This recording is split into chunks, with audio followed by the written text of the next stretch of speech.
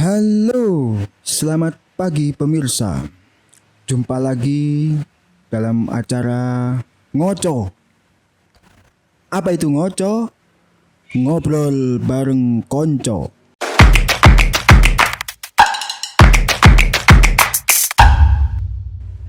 Tapi pembukaan apa kudu ngene ya mesti ya.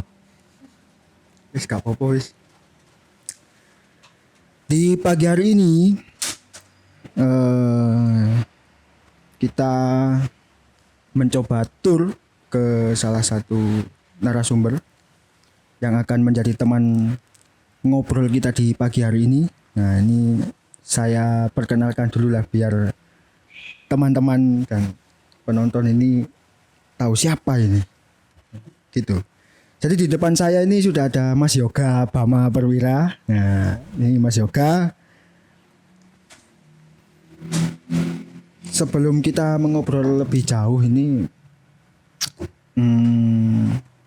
kita awali dengan ini aja lah. Jadi kalau Mas Yoga ini sempat memang di beberapa waktu yang lalu ini memang rencana ini memang ada menjadi salah satu narasumber. Nah, maka dari itu sebagai pengenalan ini mungkin diceritakan sedikit aja Mas. Oke. Diceritakan sedikit kalau melihat alat-alat yang terpampang di dinding ini, Mas Yoga ini dulu kuliahnya ini jurusan apa sih Mas? Saya dulu masuk Universitas Brawijaya, Fakultas Ilmu Administrasi Publik, angkatan 2010. Angkatan 2010 berarti kalau sekarang 2020, 10 tahun yang lalu ini. Ya kurang lebih. Oh, saya kira kuliahnya ini ada jurusan yang berkesinambungan dengan alat-alat yang menjadi background gitu Mas. Oke. Gitu. Ternyata bukan. Kuliah di Impala mungkin. Mungkin gitu ya. Iya. Tapi itu hal yang lain lah Mas. Maksudnya berarti memang secara akademik mungkin lebih mengarah ke kegiatan non akademis kalau dulu itu Mas ya. Iya. Lebih banyaknya di Impala, Oh di Impala berarti pengabdian. itu unit kegiatan mahasiswa Mas ya. Betul. Unit kegiatan mahasiswa. Jadi selain daripada kuliah ini sebetulnya kita memang sangat berpotensi untuk mengembangkan apa yang ada dalam diri kita ini, dan siapa tahu bahkan bisa menjadi bukan hanya sekedar hobi gitu Mas, tapi melainkan menjadi profesi. Tapi yang menarik Mas Yoga, sharing dikit dong Mas. Jadi kalau dulu ini di Impala ini Mas Yoga ini pernah ikut kegiatan apa saja sih? Maksudnya apakah ada kesinambungannya antara profesi yang ditekuni sekarang gitu? Kalau di Impala dulu yang jelas mengikuti Diklatcar Mas. Wajib ya? Iya wajib itu. Setelah Diklatcar baru biasanya pengenalan beberapa divisi olahraganya dan mengikuti beberapa kali keluar lapang sosial. Kemudian kalau di angkatan saya dulu ada namanya spesialisasi. Spesialisasi itu berarti membuat salah seorang ini menjadi spesial Ya, dalam bidang tertentu tapi Mas ya.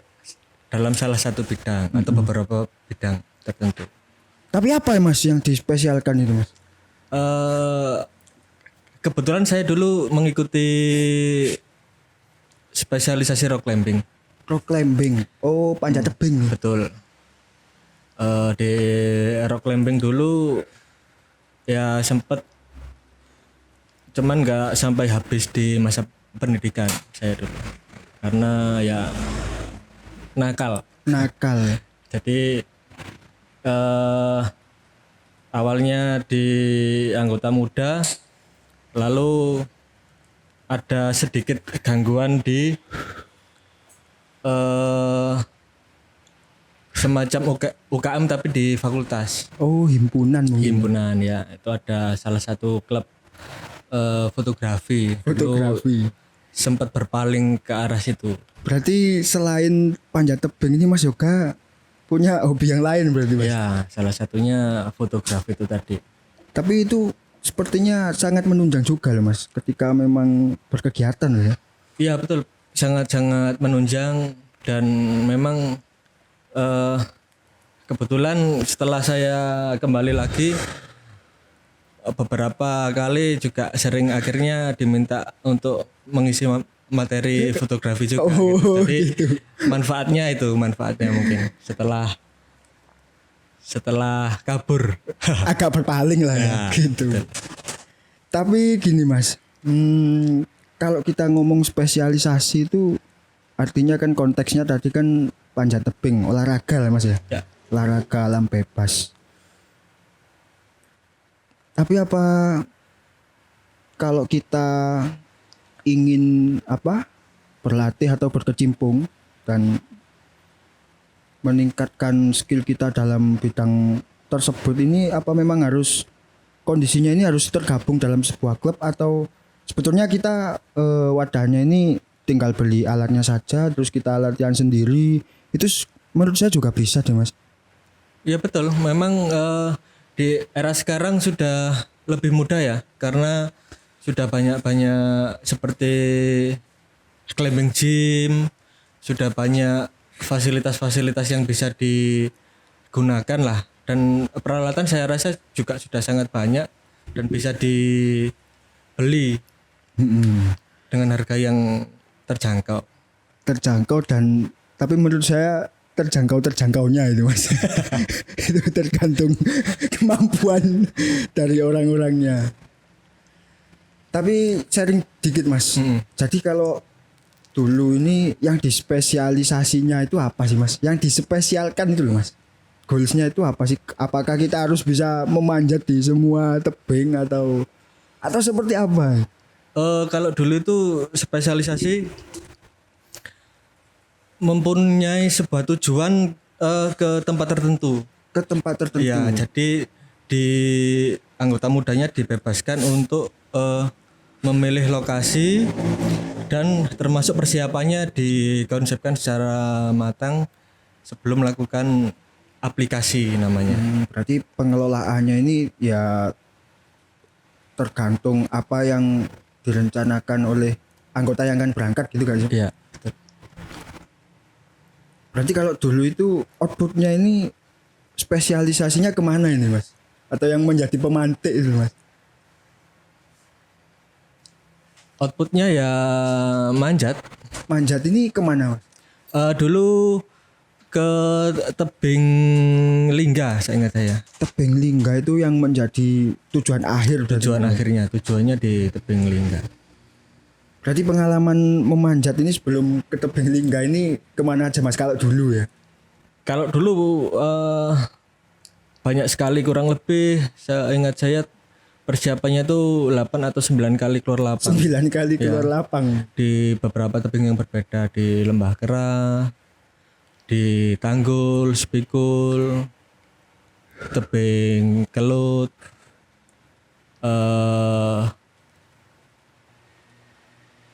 itu kayaknya. Berarti cakupannya di area Jawa Timur. Area ya? Jawa Timur, betul. Tapi itu kalau dulu Mas. Ya. Nah kalau sekarang ini eksplornya kemana aja ini Mas sudah? Kalau saya sendiri kebetulan setelah lama di organisasi ya, kebetulan kan juga ikut direkrut untuk menjadi pengurus FPTI Mas, Federasi Panjat Tebing Indonesia. Oh di Kota Malang Mas ya? Ya. Nah untuk manjatnya ya sementara ini masih di area Jawa Timur aja. Cuman cakupannya lebih luas. Main ke arah Tuban, Gresik, Madura, Probolinggo, Pacitan dan lain sebagainya. Tapi masih di area Jawa Timur. Masih di area Jawa Timur. Tapi Ya itu kalau dari dulu dan sekarang lah Mas. Tapi kalau saya boleh tanya ini kalau sekarang ini lagi sibuk apa Mas? Kalau saya sekarang sibuk simatupang. Simatupang. Apa ini Mas? Opo ini? Siang malam nunggu panggilan. Nah ini pasti panggilannya ada yang ditunggu. Ini Iya, apa ini Mas? cowok panggilan ini, Oh Mas cowok Revan. panggilan gitu. Jadi apa ini Mas yang ditunggu ini Mas? Pekerjaan kah atau? Ya, yang ditunggu pastinya pekerjaan Atau karena masih- kan sudah lulus. Oh berarti udah. Tapi tetap masih berpetualang. Cuman arahnya sekarang sudah lebih ke profesi gitu Mas ya. Betul. Berarti kalau biasanya kalau kita ngomong profesi Mas ya, itu kan macam-macam. Ada dokter atau guru. Jadi kalau Mas Yoga ini namanya apa ini Mas profesinya ini kan? Profesi saya teknisi akses tali, Teknisi akses tali. pekerja di ketinggian. Pekerja di ketinggian itu gambarannya seperti apa ya Mas? Bekerja di ketinggian macam-macam Mas Rewan. Macam-macam. Maksudnya yang dimaksud bekerja di ketinggian itu ketika kita bekerja atau ranah pekerjaannya yang sudah ada perbedaan level. Walaupun 1 cm, 2 cm, 5 cm itu termasuk bekerja di ketinggian. Oh, Cuman kebanyakan akses yang dipakai adalah menggunakan akses tali. akses tali berarti lebih ke arah bagaimana sih cara kita ini memahami fungsi dan alat untuk akses tali itu. Iya. Atau gitu nggak sih Mas? Ya, kurang lebih seperti itu. Tapi pekerjaan ini tuh baru-baru ada tahun-tahun ini atau era-era ini atau udah dari dulu ada sih Mas sebetulnya? Sebetulnya dari dulu sudah ada, mulai dari tahun 2000-an. Cuman secara hukum legal formal itu mulai diterbitkan Permen nomor 9 tahun 2016 kalau nggak salah. Ketika sudah muncul aturan hukumnya, makanya mulai digalakkan lah karena sudah ada asosiasi juga Mas Revan yang menaungi atau membackup lah Iya. untuk pekerja-pekerja di ketinggian. Tapi sambil ngopi dulu Mas ya kayaknya. Oke, siap, mantap. Kalau ngobrol di pagi hari belum ngopi ini kayak bupet gitu Mas. Iya. Seger. Sawer pol ya Mas. Itu tadi kalau berarti gini Mas. Tidak semua orang kan bisa menggeluti profesi ini gitu nggak sih Mas? Iya, betul. Berarti kan kalau sudah ada permen kan berarti arahnya ini pasti ke ya kalau gambaran saya sih mungkin karena tidak semua orang berarti biasanya ada pelatihan atau bahkan sertifikasi bagi yang akan menekuni di bidang itu. Ya. Tapi ke Mas Yoga sendiri ini gimana ini Mas? Maksudnya secara ini Untuk pekerja di ketinggian diwajibkan mengikuti pelatihan, bersertifikasi. Sertifikasi juga ada macam-macam. Secara garis besar kalau pekerja di ketinggian ada 2 yang diakui oleh di Indonesia biasanya pakai sertifikasi kementerian. Ada juga sertifikasi yang di luar negeri namanya sertifikasi IRATA. IRATA Ya, itu bisa untuk bekerja di luar negeri. itu tarafnya internasional berarti. Ya, kurang lebih setara lah. Berarti kalau biasanya kalau di Indonesia ini yang menaungi kayak gitu pelatihannya itu diadakan di mana sih Mas? Kalau pelatihannya itu sebetulnya kementerian menunjuk mengeluarkan SKP, menunjuk perusahaan jasa K3. Oh. Jadi instansi gitu Mas. ya semacam perusahaan yang ditunjuk sebagai dalam tanda kutip panitia lah. Panitia. Ya, untuk mengurus administrasi, termasuk yang menyediakan instruktur, termasuk yang menyediakan wahana untuk sertifikasi itu sendiri dan lain sebagainya. Berarti memang kalau kita ini mau berkecimpung di bidang itu apa kita harus menunggu atau sebetulnya kita bisa langsung mengajukan gitu nggak sih Mas? Secara informasi sudah banyak sekali Mas Revan di IG, di sosmed sudah banyak. Jadi biasanya ada jadwalnya. Jadi di perusahaan A jadwalnya di bulan apa tanggal sekian, atau biasanya kan eh di beberapa lokasi atau di beberapa tempat sudah ada. Jadi nggak perlu lagi ketika saya misalnya kan di Malang ini, Iya. nggak perlu untuk sertifikasi di Jakarta karena costnya kan akan besar. Kita ambil aja Memakan yang biaya. misalnya di Surabaya, di Jawa Timur. Ada banyak kok, banyak sekali yang Berarti sudah kurang lebih terakomodir lah di beberapa wilayah di Indonesia, Mas. Tapi kalau ngomong sertifikasi ini sebetulnya sangat menarik, Mas. Jadi yang disertifikasikan dan pekerjaan yang dilakukan ini gimana sih, Mas, gambarannya kalau bekerja di ketinggian dengan namanya akses tali ini gimana sih, Mas, gambarannya ini? yang umum, yang umum. mungkin yang sering diketahui teman-teman umum, semacam seperti pembersihan kaca di gedung, di hotel-hotel, gitu. di gedung tinggi, atau juga pekerja-pekerja ketinggian semacam pegawai PLN. Nah, itu kan biasanya ke Sutet atau membenahi, mengganti beberapa komponen yang ada di ketinggian. Oh, ranahnya industri berarti, Mas, ya? Betul, masuknya di industri. Kalau ranahnya industri berarti kalau Mas Yoga ini pengalamannya ini pernah malang melintang kemana aja, Mas? Kalau saya kebetulan enggak banyak Mas, karena Nggak kan banyak. masih baru. Oh, masih baru. Saya kira ini barunya baru. Iya, masih baru. Kebetulan beberapa pekerjaan yang sudah dilakukan seperti pemasangan penangkal petir. Itu di Mojokerto, masuk di pabrik bir multi bintang Indonesia. Oh, yang di Mojokerto. Ya, kemudian pembersihan rumah sakit di Surabaya, di Dr. Sutomo, pembersihan kaca. Kemudian di Gresik itu standby rescue. Standby itu rescue di itu- PT Linde. Standby rescue itu gimana, Mas? Standby Menarik rescue ini. itu ketika ada sebuah pekerjaan, kita berusaha bersiap siaganya untuk ketika misalnya ada kecelakaan kerja di pekerjanya, kita yang menyelamatkan. Oh, lebih ke bukan pasca penanganan berarti, Mas, ya? Bukan, Tapi bukan.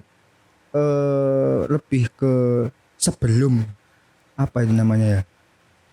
Bukan pencegahan juga. Oh, bukan pencegahan. Bukan. Berarti Beda lagi. beda lagi. Ini ketika ada insiden, kita yang menolong pertama. Oh, Sampai gitu. batasnya mungkin waktu itu ada ambulan yang standby.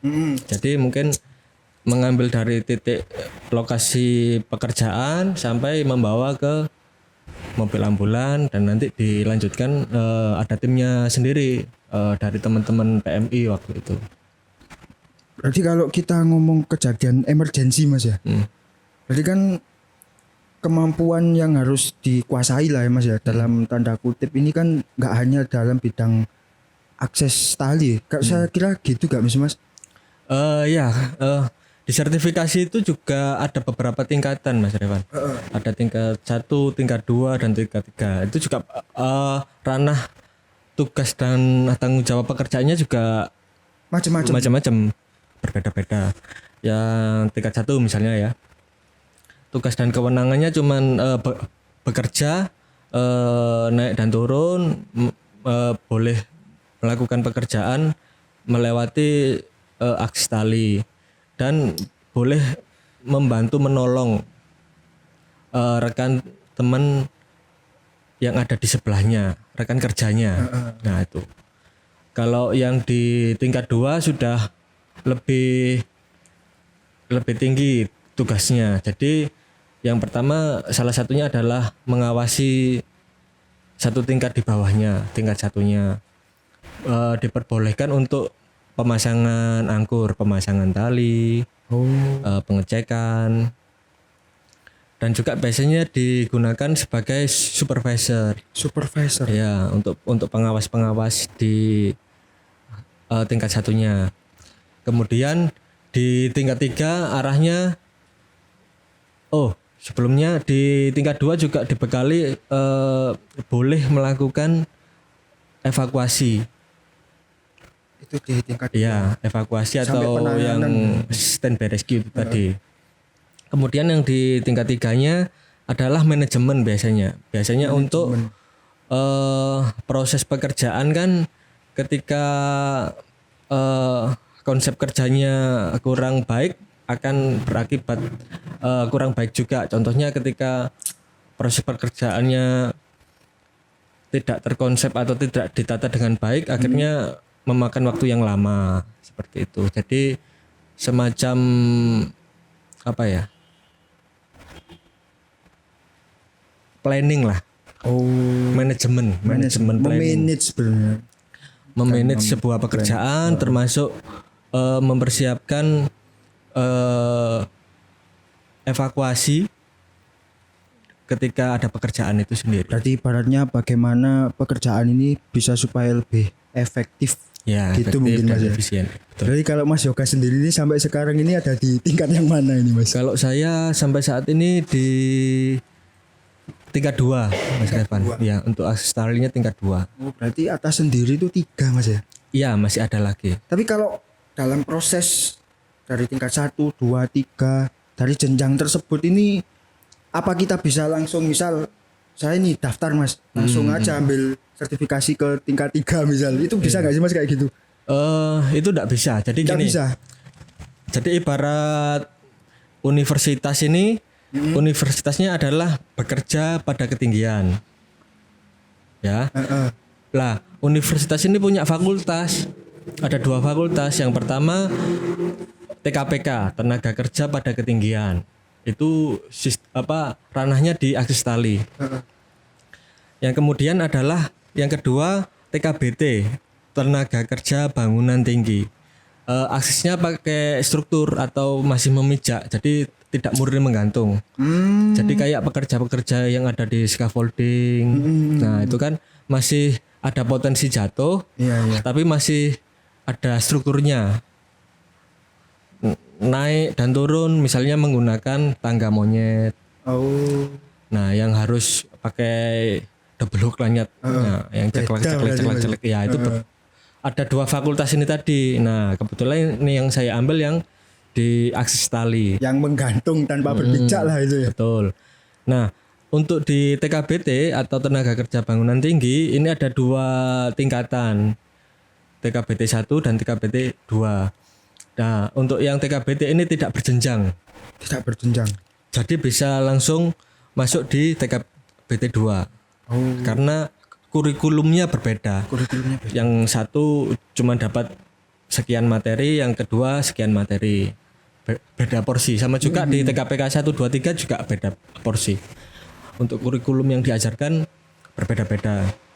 Nah, khususnya untuk di TKPK 1 2 3 ini mempunyai persyaratan, salah satunya adalah jam kerja. Oh, jam kerja. Jadi ketika sudah mengambil lisensi tingkat 1 yang mana persyaratannya paling tidak mempunyai ijazah SD. SD bisa ya Mas? SD sudah bisa. Kemudian beberapa syarat administrasi lain seperti pas foto dan lain sebagainya. Tidak susah lah. Kemudian untuk naik ke tingkat berikutnya, ketika kita sudah mengambil tingkat 1 itu diberikan logbook namanya. Buku kerja. Oh, buku kerja. Berarti jam kita selama bekerja gitu Mas. Betul. Jadi, pengalaman lah ya. Jadi selama kita melakukan pekerjaan wajib untuk dicatat, untuk record, untuk record. Oh iya betul. Jadi ketika untuk kamu mau masuk ke perusahaan apa, nah itu pihak HSE atau tim safety-nya bisa melihat atau yang meng-hire bisa melihat, oh kamu sudah pernah melakukan pekerjaan A, B, C, D semacam itu. Nah, ketika sudah mengisi logbook, untuk naik ke tingkat 2 minimal ada jam minimal itu 500 jam kerja. 500. Jadi setelah memasuki 500 jam kerja baru boleh masuk ke ranah TKPK 2. Setelah mengambil sertifikasi TKPK 2 itu akhirnya bekerja kan. Nah, itu juga dapat logbook lagi. Logbook itu naik tingkatannya menjadi 1000 jam kerja untuk mengambil ke level 3, tingkat 3-nya itu. Oh, gitu. Berarti Jadi memang ada jenjangnya kalau di TKPK. baru nanti daftar lagi untuk tingkat lanjut. gitu, Mas, berarti. Betul. Kalau di Indonesia sendiri itu profesi yang seperti ini sampai sekarang ini perkembangannya seperti apa sih, Mas? Maksudnya biasanya nih kalau gambaran saya, apakah memang ada asosiasi khusus yang menangani gitu nggak sih, Mas? Atau memang hanya ya udah dari menteri, memang maksudnya dari peraturan yang diterbitkan menteri tadi ya cukup dari situ, nanti ketika memang dibutuhkan baru dibuka apa namanya pelatihan atau ada yang wadah lain gitu nggak sih, Mas? Kalau sebetulnya petanya gini, ada kementerian, kemudian ada asosiasinya. Asosiasinya ini namanya adalah ARAI. Asosiasi Road Access Indonesia. Kemudian ada perusahaan jasa K3, PJK3 yang sebagai penyelenggara, ya kan? Oh, gitu. Ada lagi pesertanya. Jadi ARAI ini adalah membuat semacam modul, terus membuat semacam buku yang dimana ada materi-materi yang tadi saya Berarti, sampaikan, ada penyusunan silabus, Bro. ya semacam silabus itu untuk misalnya tingkat 1, tingkat 2, tingkat 3 dan seterusnya. Kemudian yang berhak menyelenggarakan